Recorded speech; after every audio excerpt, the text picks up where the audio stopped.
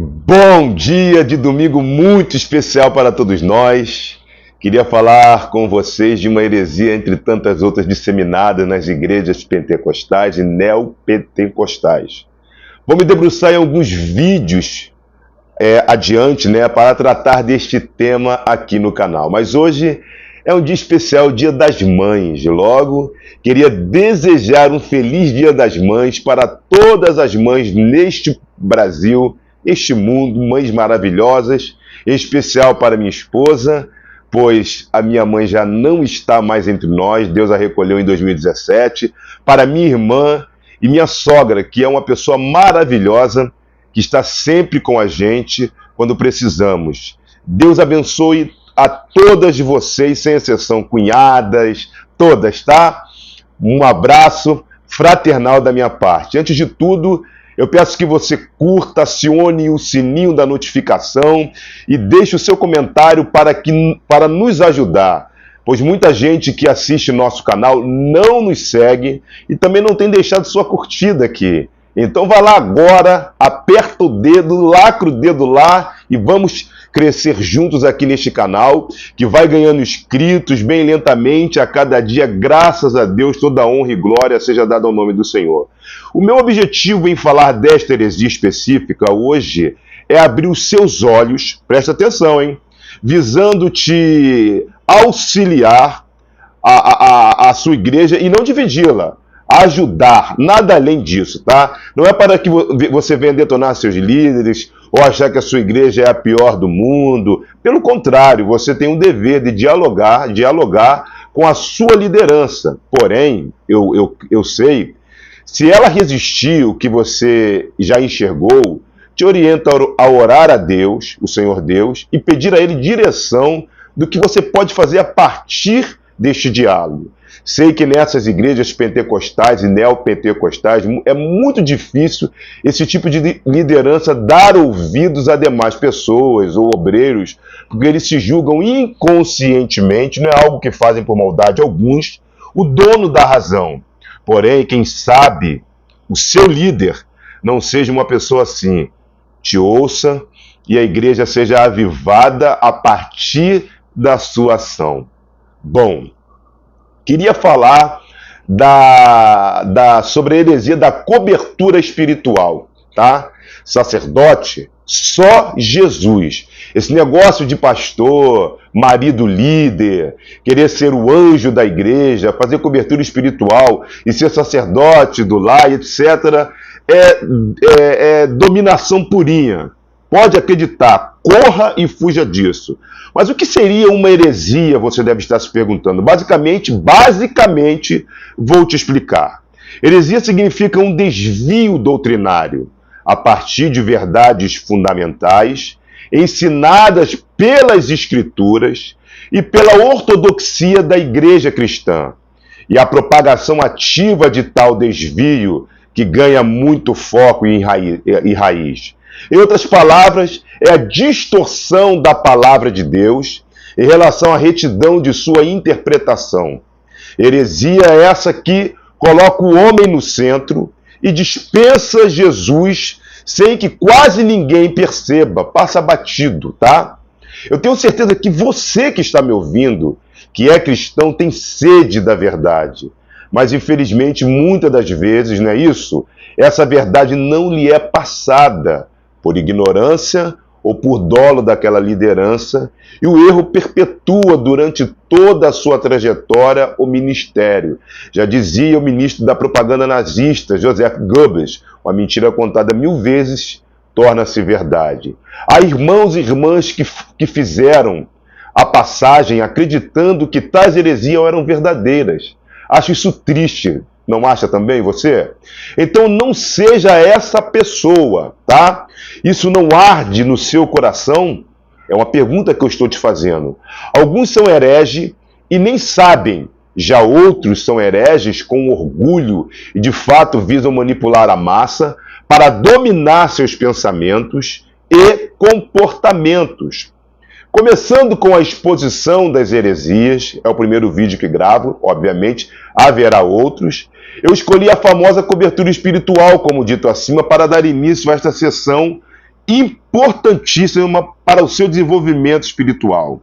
De acordo com essa doutrina, tá? Os líderes religiosos, pastores, bispos e apóstolos são responsáveis espiritualmente pelas ovelhas ou pessoas confiadas a eles ou elas.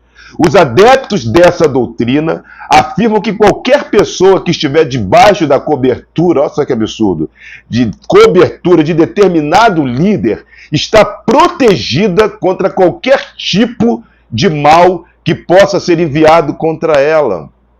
A manipulação é tão grande, gente, que as pessoas são induzidas a ficarem para sempre debaixo daquela cobertura, né? Ninguém pode sair dessa redoma espiritual. Caso contrário, os males poderão acontecer contra ela e contra a sua família. Meu Deus do céu. Que heresia absurda. Isso me traz à memória uma experiência, né?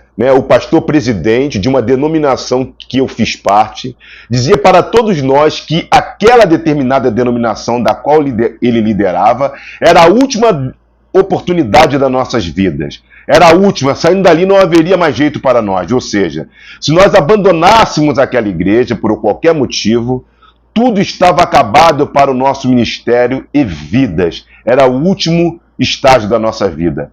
Ele não permitia que tivéssemos relação aberta com demais denominações, porque certamente isso iria abrir os olhos de alguns e de muita gente.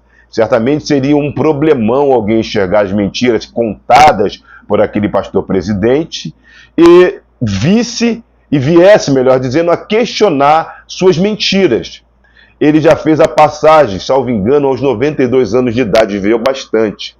Quando uma pessoa se desliga dessas igrejas que pregam essa tal heresia da cobertura espiritual, e por algum motivo começam a passar qualquer dificuldade, seja ela qual for, seja ela financeira, familiar ou conjugal, rapidamente os oportunistas, essa pessoa é exposta, gente, como testemunho de desobediência, né, na igreja, porque saiu da cobertura espiritual. Gente, eu vi e vivi isso. Falo com propriedade. Falei em outros vídeos que existem plateias aguardando qualquer infortúnio na sua vida, daquele irmão ou irmã, para justificarem o seu ódio e baterem palmas da sua desgraça. Crentes, diria eu. Os manipuladores pregam frases como, por exemplo, veja fulano, saiu da cobertura e olha só o que ele está passando agora. Isso significa a teologia do medo e da escravidão religiosa. Preste atenção, escravidão religiosa. Assim, com toda astúcia, eles conseguem manipular os escravos, né? Ninguém vai ousar desobedecer ou sair daquela suposta cobertura, eu sempre vou fazer aspas assim, cobertura mística, não é isto? Heresias não provém, gente, do nada. Toda heresia tem um ponto de partida e é aí que você tem que ficar ligado. E, geralmente, a Bíblia é a matéria-prima de tais heresias. Eu só estou falando de uma. Ela até parece ser bíblica, mas não é. Ela até tem um fundo de verdade sobre o qual vou comentar no final, mas não é totalmente pura e verdadeira. Para que haja manipulação, através dessa falsa doutrina, os hereges tentam adaptar a Bíblia à sua tese, tá? Algumas passagens bíblicas, gente, são pensadas para tentar dar base à doutrina da cobertura espiritual. Por exemplo, a separação de Abraão e Ló, com a sua licença. Perdão, tá bom? Disse Abraão a Ló: não haja contenda entre mim e ti, e entre os meus pastores e os teus pastores, porque somos parentes chegados. Acaso não está diante de ti toda esta terra? Não é isso? Salvo engano é isto. Peço-te que apartes de mim. Se fores para a esquerda, irei para a direita. Se fores para a direita, irei para a direita ou para a esquerda, não é isso? Salvo engano, Gênesis capítulo 13, 8 e 9, por ali. Os adeptos dessa doutrina maldita vão dizer o seguinte: veja só, Assim que Ló se afastou de Abraão, sua vida foi completamente destruída. Percebeu o nível de manipulação? Por isso nunca se afaste dessa cobertura, pois o mesmo poderá acontecer com você, sempre usando a teologia do medo para escravizar os seus seguidores. Na verdade, na época de Abraão, somente ele e sua descendência, preste atenção, gente, carregavam as promessas de Deus. Estar perto de Abraão, naquele tempo, significava estar perto de Deus. Hoje, depois da vinda de Jesus Cristo e do derramar do Espírito Santo em Atos dos Apóstolos sobre toda a carne, todos nós temos livre acesso ao Pai, graças a Deus. E todas as bênçãos de Abraão chegaram até nós, os gentios, por meio da fé em nosso Senhor Jesus Cristo. Amém? Continuemos, tá? Cristo nos resgatou da maldição da lei, fazendo-se ele próprio maldição em nosso lugar, porque está escrito, lembra? Maldito todo aquele que for pendurado em madeiro ou no madeiro, para que a bênção de Abraão chegasse aos gentios e em Jesus Cristo, a fim de que recebêssemos pela fé o Espírito prometido. Salvo engano, Gálatas 3, 13, 14, por ali. A bênção de Deus não está mais sobre uma pessoa, tá? Mas sobre a sua igreja. Sobre a sua igreja. Todas as pessoas que creem em Jesus têm livre acesso às bênçãos de Abraão. Recebemos o sacerdócio universal através de Jesus Cristo, temos acesso às bênçãos, temos acesso a Deus. O véu foi rasgado e ninguém pode tirar isso de nós. Portanto, a bênção não está sobre a nossa vida quando estivermos perto de uma pessoa, um líder, mas quando estivermos perto do Senhor. Esses líderes usam muito comumente o termo sacerdote, que é um termo ligado ao Antigo Testamento, tratando o líder ou o pastor como sacerdote espiritual sobre aquela pessoa. No Antigo Testamento, os sacerdotes, preste atenção, tinham o papel de intermediar o relacionamento do povo com Deus. Ninguém individualmente poderia chegar até Deus. Então, era necessário a intermediação de um sacerdote. Era uma alegoria para os tempos futuros e vinda de Cristo. Entretanto, no Novo Testamento, isso não é mais necessário. Não existe mais sacerdotes como na Antiga Aliança. Jesus já rasgou o véu, como eu disse acima, tornando-se o sumo sacerdote, tá? Sobre todos, sendo ele o único mediador entre Deus e os homens, porquanto há um só Deus e um só mediador entre Deus e os homens, Cristo Jesus, homem. 1 Timóteo, salvo engano, está no capítulo 2. Dá uma lidinha lá, se confere lá se é isso mesmo. Respondeu-lhe Jesus: eu sou o caminho, a verdade e a vida, e ninguém vem ao Pai senão por mim. João 14,16. O véu se rasgou. Temos acesso ao Santo dos Santos pelo novo e vivo caminho, o sangue de Jesus, graças a Deus. Tendo, pois, irmãos, intrepidez para entrar no Santo dos Santos pelo sangue de Jesus, pelo novo e vivo caminho que ele nos consagrou pelo véu, isto é, pela sua carne, e tendo grande sacerdote sobre a casa de Deus. Isso está lá no livro de Hebreus capítulo 10. Geralmente, dentro dessas instituições, a maioria delas neopentecostais, frequentemente é usado o termo discípulo, junto com o pronome possessivo meu, minha. Meu discípulo ou minha discípula, eu ouço muito isso por aí. É óbvio que algumas pessoas não têm, de maneira nenhuma, outras intenções ao usar esse termo.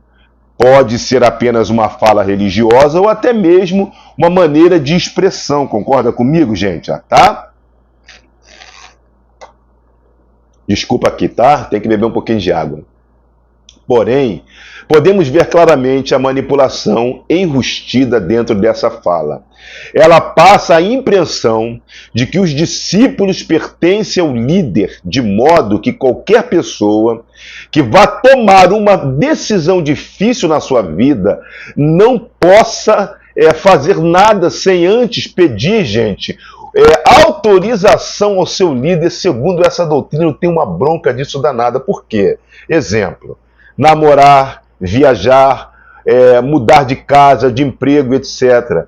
Tudo deve ser declarado previamente ao líder para que, só depois da sua aprovação dele, líder, a pessoa esteja livre para tomar a decisão. Olha só que ridículo.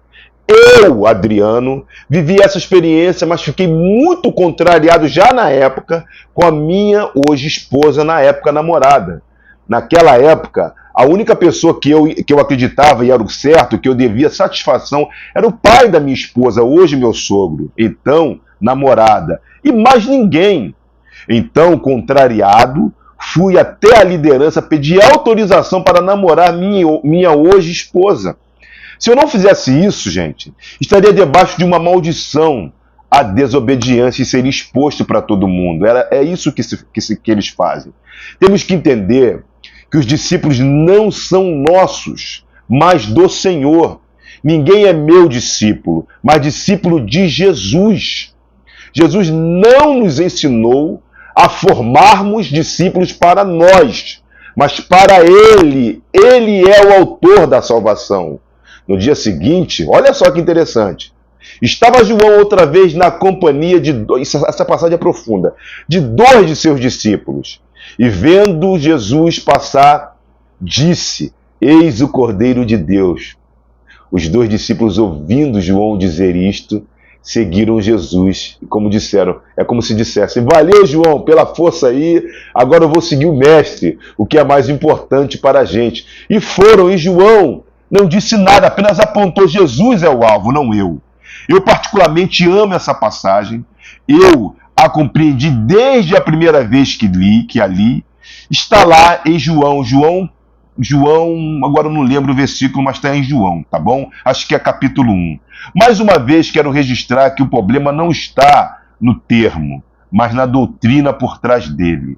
Veja que neste texto temos a expressão seus discípulos. Os discípulos que seguiam João, ao entenderem que quem estava ali era Jesus, o Messias, imediatamente o abandonaram e foram seguir o Mestre, o Senhor Jesus. Então, isso nos mostra que João não formou pessoas para ele, mas para Jesus. Hoje é o contrário, infelizmente. Vivemos uma fase muito difícil na igreja brasileira. Portanto, as pessoas não são, em última análise, meus discípulos, mas discípulos de Jesus. Tá? Hoje a igreja tem donos, né? Algumas delas predomina a monarquia de pai para filho e vai indo. Né? Não formamos discípulos para nós, mas formamos para o Senhor Jesus Cristo. Essa é a nossa missão. As ovelhas não são nossas, mas do Senhor. Quando Jesus perguntou 3 vezes a Pedro se ele o amava, se lembra dessa passagem? A resposta de Pedro foi sim. Em seguida, a réplica de Jesus para Pedro foi: apacenta as minhas ovelhas. Né? Percebeu? Percebeu? Minhas ovelhas. Minhas de quem? De Jesus, obviamente. As ovelhas são de Jesus, que as comprou por alto preço na cruz do Calvário. Então, cuidado, você que é líder, tá bom? Para não achar que é dono da igreja e dono do que é de Deus. A manipulação é tão forte que a discordância em relação à orientação do líder é tratada como um ato de rebeldia e de rebelião. O ensino dentro dessa doutrina é o seguinte: se o teu líder te disser para fazer alguma coisa, faça, mesmo que essa ordem seja para fazer algo que você considere errado, pois se realmente for algo equivocado, quem vai prestar conta é o líder e não você. Então pode dar o dízimo, é você com Deus, não é o líder não, entendeu? Ou seja, obedeça, ainda que seja pecado ou errado, ou distorcido. e é a conta. E a conta não virá nas suas costas, mas na do líder que te orientou errado. Entendeu a manipulação? A orientação é: apenas obedeça para que você não seja um rebelde, tá bom? É óbvio que isso não tem fundamento bíblico, caramba. A Bíblia nos ensina a sermos submissos às nossas autoridades, mas até Romanos 13 é ensinado errado doutrinariamente. Não é heresia, mas um ensino doutrinário errado. Em algumas igrejas, e onde eu congreguei era assim. Isso é a teologia do medo, tá? Ela também nos ensina a nos sujeitarmos uns aos outros. Isso é bíblico, mas tudo tem um limite, pelo amor de Deus. Um ótimo exemplo de submissão versus limite é o texto de Daniel 3. Sadraque, Mesaque e Abidnego, lembram dessa passagem? Eles eram submissos ao rei, mas até certo limite. E que linha vermelha era essa? Que limite era esse? O de não pecar contra Deus, tá? De não pecar contra uma lei espiritual maior que a lei humana, entendeu? É como se esses três homens respondessem assim para o rei, fazendo aqui um raciocínio, tá? Olha, rei, em tudo te obedecemos, mas quanto a isso que você nos pediu para fazer, não necessitamos nem te responder, pois há um limite. Estou parafraseando Daniel capítulo 3, versículo 16. Dá uma conferida em sua Bíblia. O mesmo ocorreu com Pedro e João. Eles não eram, gente, rebeldes, não eram rebeldes contra as autoridades, mas havia um limite. Eles não poderiam colocá-las acima de Deus, assim como nós hoje. Mas Pedro e João lhes responderam: julgai se é justo diante de Deus, ouvir-vos antes a vós outros do que a Deus. Atos capítulo 4, verso 19. Como já disse anteriormente, a cobertura espiritual tem um fundo verdadeiro, um fundo. Os pastores, as lideranças, cuidam das pessoas e as pessoas são submissas a seus líderes para que haja ordem no culto. Não é disso que estou falando neste assunto. Refiro-me à manipulação de pessoas. E é o que acontece hoje na igreja brasileira de montão. Mas afinal, existe cobertura espiritual? Sim, existe. Mas não é essa que é pregada no neopentecostalismo, não é isso, né? Cobertura espiritual é a cobertura de oração que podemos dar para os irmãos que frequentam a nossa igreja. Isso sim, oração, tá? Orar sem cessar. É dar suporte de aconselhamento, de amor, de carinho, de ação social, etc. Tá? Não temos capacidade para dar uma cobertura mística como está sendo feito. Não temos um campo de força, né, ao redor de nós, com o qual possamos proteger qualquer pessoa que estiver debaixo da nossa autoridade que Deus nos deu. Não existe um guarda-chuva espiritual. Grava esta palavra. Não existe um guarda-chuva espiritual. Se você já teve contato com líderes que pregam sobre essa cobertura espiritual ou está numa igreja assim, sabe exatamente o que eu estou falando, está abrindo os olhos para esta heresia, desculpa o termo pesado, maldita, tá? Porque é desviante. Mas talvez, se você nunca teve contato com isso, você é um privilegiado. Talvez você cresceu numa igreja saudável. Então você deve estar estranhando toda essa minha conversa aqui, deve estar pensando: que loucura é essa? Deve estar se questionando. Você deve estar pensando agora: será que tudo isso é verdade? Existe, é verdade. Existem pastores e líderes que pensam assim. Gente, eu vivi isso que é no passado, que se acham cobertura espiritual de outras pessoas. E a resposta é: infelizmente existe sim. Para não ficar só nas minhas palavras, tá? Augusto Nicodemos, na sua obra Apóstolos, a verdadeira Bíblia sobre o apostolado, ele refuta a heresia da cobertura espiritual de forma majestosa, pregada por Rony Chaves, um dos maiores influenciadores da nova reforma apostólica. cita uma fala de Chaves e traz uma explicação que vocês talvez te abra a mente. Abre aspas agora para Chaves, tá? O que estou querendo dizer é que a cobertura espiritual de Deus para cada um de nós, ou seja, sua proteção, bênção, provisão, ministração e orientação espiritual virá de forma plena quando Ele nos colocar debaixo de apóstolos que tenham uma visão clara de sua obra. Para pensar comigo sobre isso, tá?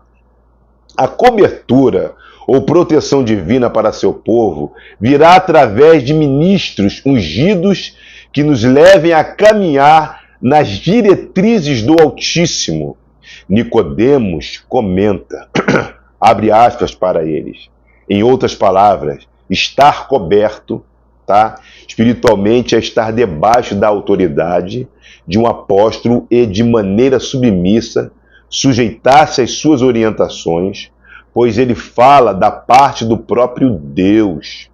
Quem está debaixo, gente, preste atenção, da cobertura de um apóstolo, será abençoado e protegido, e será guiado nos caminhos de Deus.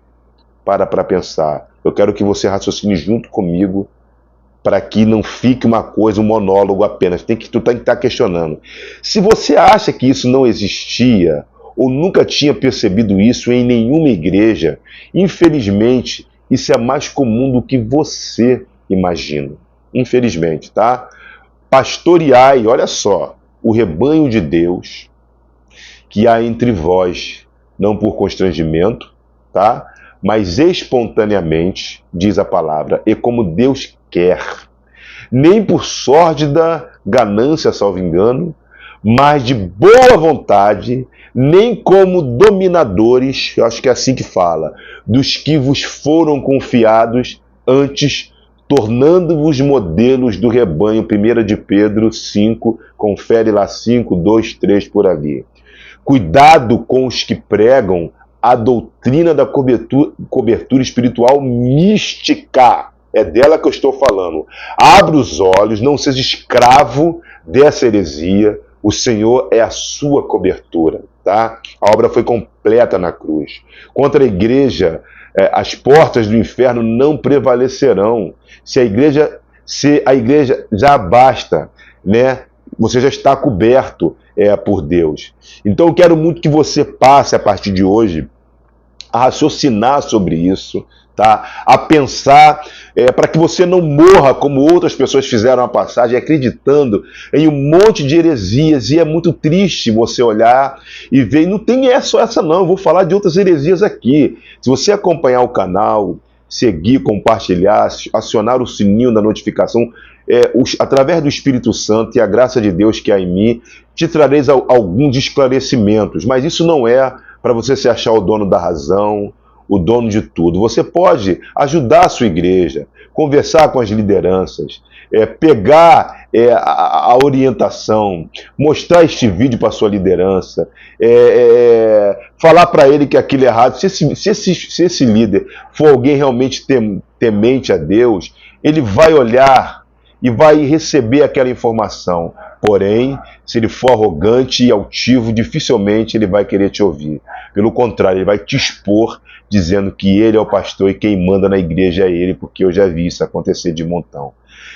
Feliz Dia das Mães. Deus abençoe todas as mães deste país, deste mundo, tá? Que a graça do nosso Senhor Deus permaneça com você.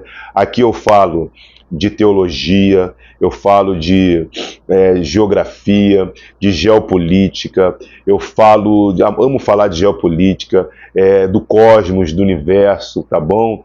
Falo sobre vários assuntos, literatura, vários livros, né? Eu sou formado em Direito, tenho pós-graduação, mas pouco ou quase nada falo do direito aqui, mas eu deveria me inclinar um pouquinho mais para a minha área, mas está dando certo. Eu estou falando de outros conteúdos e as pessoas estão consumindo, tá? Então, permaneça conosco, bom domingo para você, que Deus abençoe todas as famílias que hoje estão reunidas, todos os lares brasileiros e, sobretudo, as pessoas do Rio Grande do Sul. Que Deus ajude aquelas famílias, traga consolo, aqueles que perderam parentes, perderam suas casas. Eu sei que eles terão forças e ajuda de todos para se reconstruir e se erguerem. Um bom domingo, uma boa semana e Deus abençoe. Até a próxima. Bye, bye.